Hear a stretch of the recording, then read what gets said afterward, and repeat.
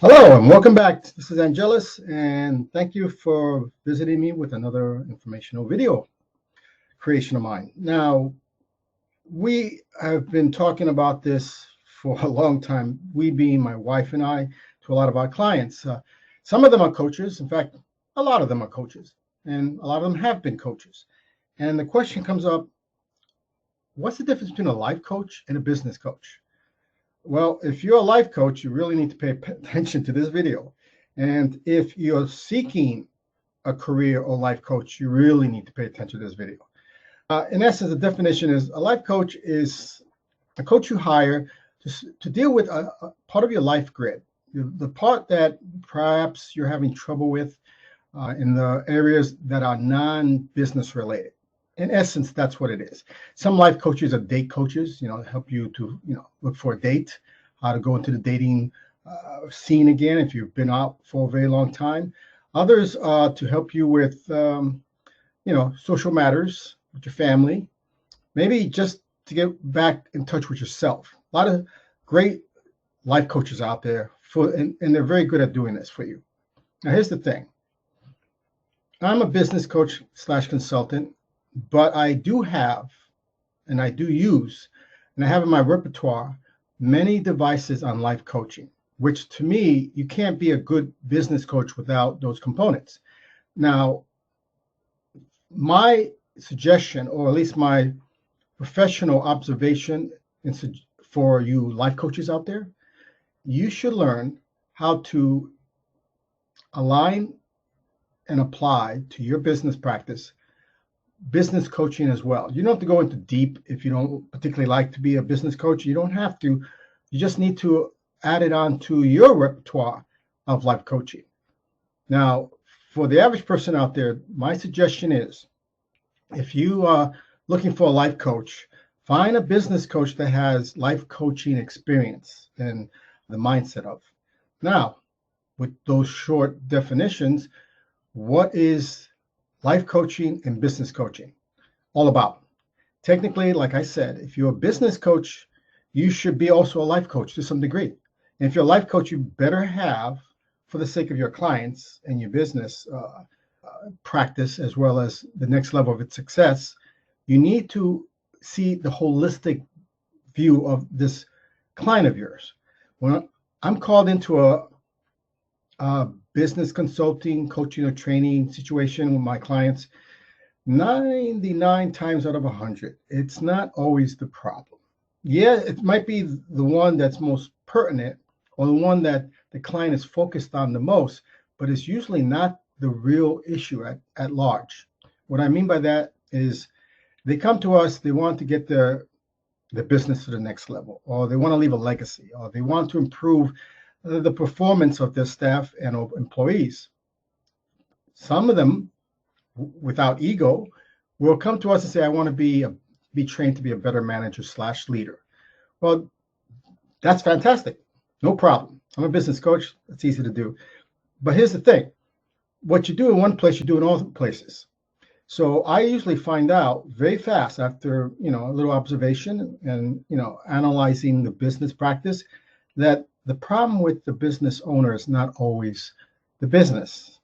In fact, excuse me, many times it's something that's not related at all to the business.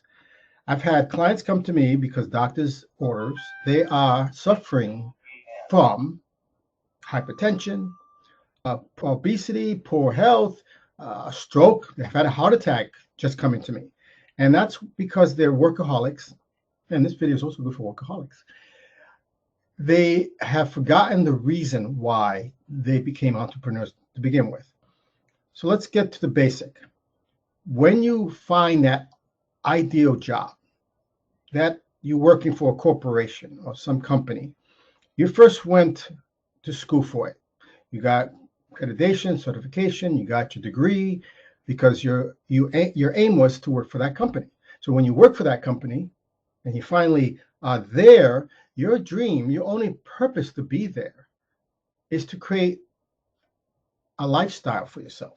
In fact, if not to create a lifestyle, to at least financially contribute to a lifestyle you're looking for. So you got the job, whatever that job is, to create this ideal lifestyle that you're thinking of. That's the reason why you got the job. All entrepreneurs are the same way.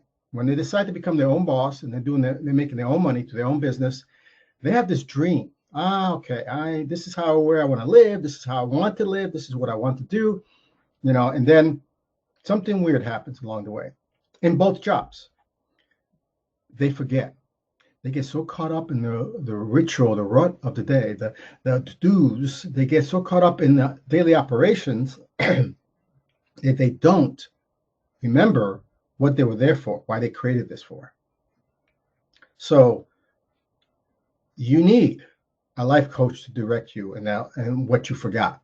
Because the reason why you're getting sick, some of you, the reason why some of you are frustrated with your job or careers or you're being an entrepreneur, the reason why you're so tired and feeling like you're a hamster on a wheel that's not getting anywhere is because you've forgotten your life grid.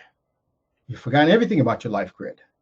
And every client that has gone through us and learned what their life grid was, and we help them and guide them to balance that life grid, have not only done exceptionally well in all aspects of their life grid, but they actually work less and make more money. What a concept. Work less, make more money. Forget about the life grid. If that alone got your attention, listen to this video. So let's get to the life grid. What is a life grid, Angela? What's it all about? The life grid is simply this. You have many facets to your personality, your creaturehood, so to speak. You have a career, obviously. This career is your business or you're working for another company. That's part of your life grid. Another part of your life grid is, say, your social. Now, your social doesn't necessarily mean your family, but it could include them.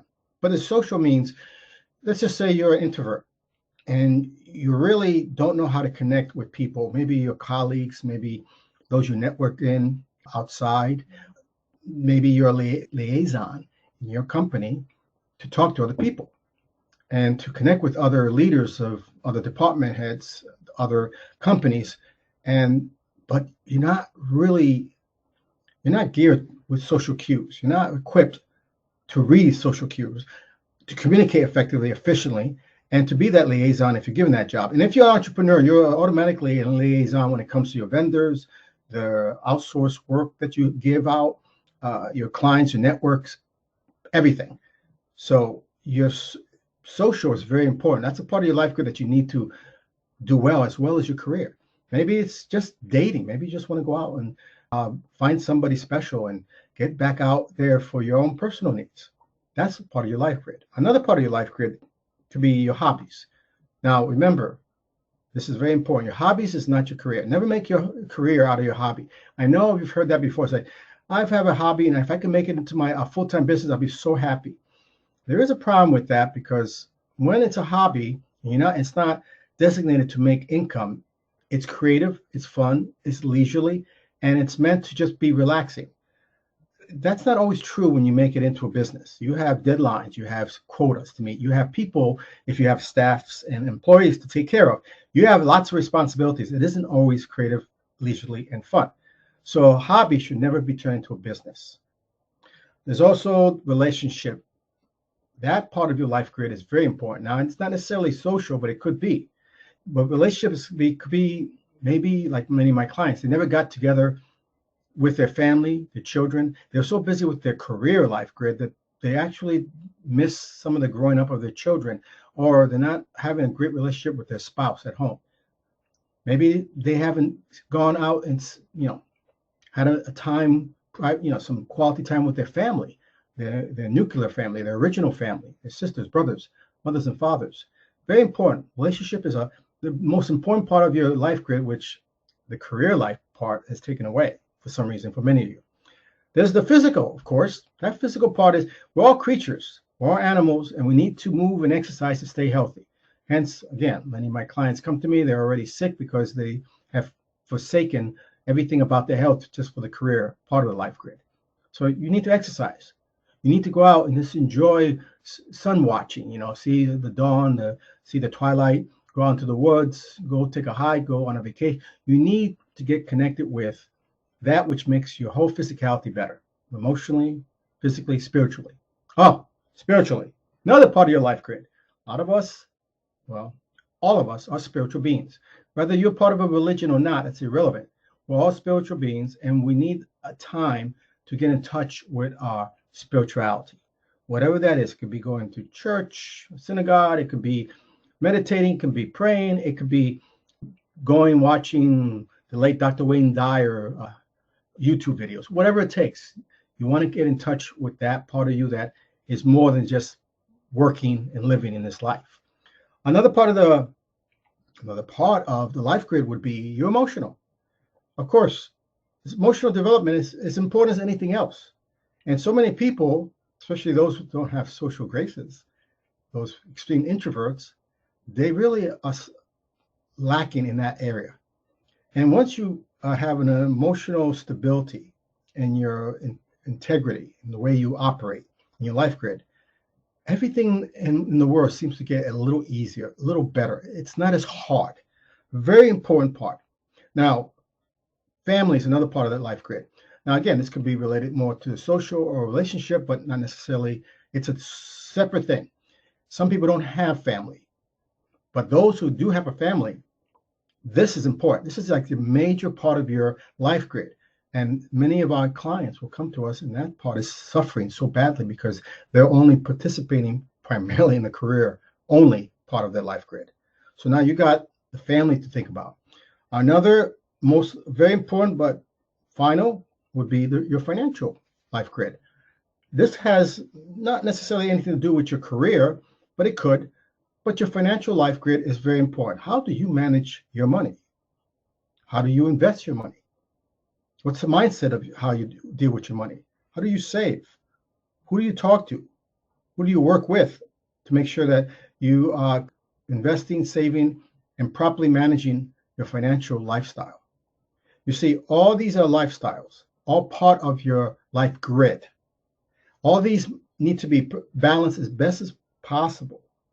If they're not balanced, one, like I said earlier, you do in one place, you do in all places. If one suffers, all of them will suffer. You cannot separate the right hand of the body from the left hand of the body. They're all equally important and must be taken in accountability. That's why I say with life coaches out there, if you're not putting the career life portion in, you're doing a discredit, a disfavor towards your clients. And for your business coaches out there who don't focus on the other aspects of the life grid, major disappointment and disservice to your clients. So that is the whole life grid in a nutshell. I hope this has helped people out there. If you have any questions, please don't hesitate to send me a text or put in the comment field what you want to know more about. Maybe you want to know something more specific about this. I can create a second video to it, part 2. And also, if you're all new to my videos, subscribe to my channel, like this video, and just look forward to more videos down the pike. With that, I wish you all a great day. I look forward to the next video with you. Take care.